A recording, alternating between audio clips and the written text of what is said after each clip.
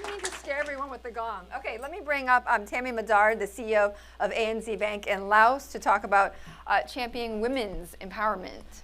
Good morning, everyone. I'm going to talk to you about SDG 5, gender equality, where clearly we have made strides in this space because I stand before you a woman, a mother, I think I'm young, and a bank CEO.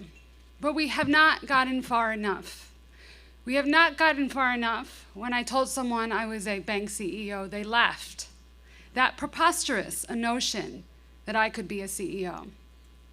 We have not gotten far enough when at an intimate dinner at an ambassador's residence, when bidding farewell, a diner said to me, "Aren't you the woman I paid $100 to the other night?"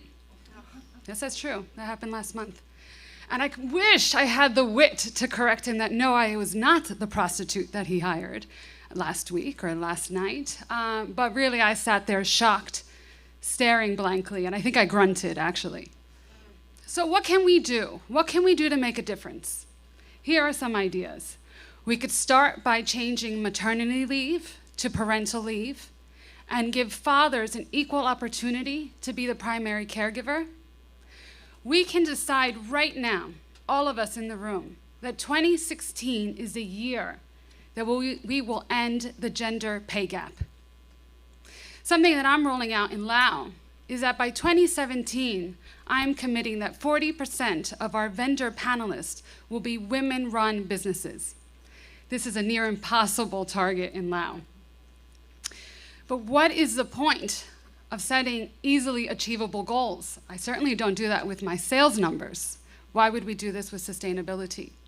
I told this to my staff, and they all started sweating, knowing that I was serious about this goal.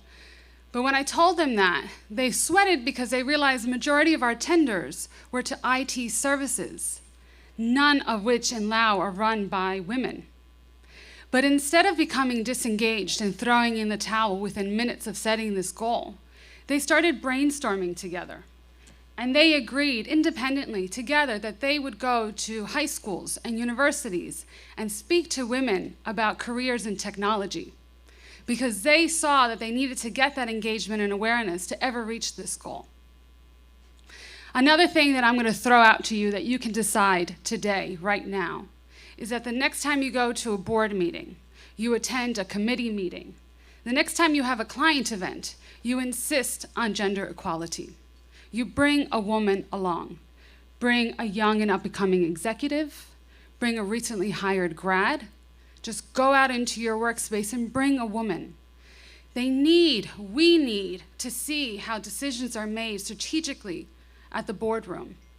Women need to feel comfortable and see and learn what it is like when, I got it, all right, gotta wrap it up, almost done. They need to know, how do we leaders interact and set strategy? How do we debate one another? How do we play the internal politics that get us ahead, and they do exist.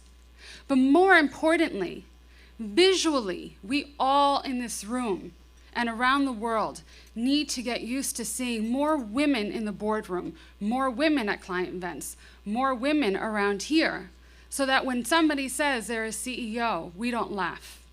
So that when we see a woman at an event, we don't sexualize her and make a reference that she is a prostitute. And lastly, before the gong, if you have not signed up for the UN's Women's Empowerment Principles and you are a CEO, we have Wi-Fi here. You can sign up electronically.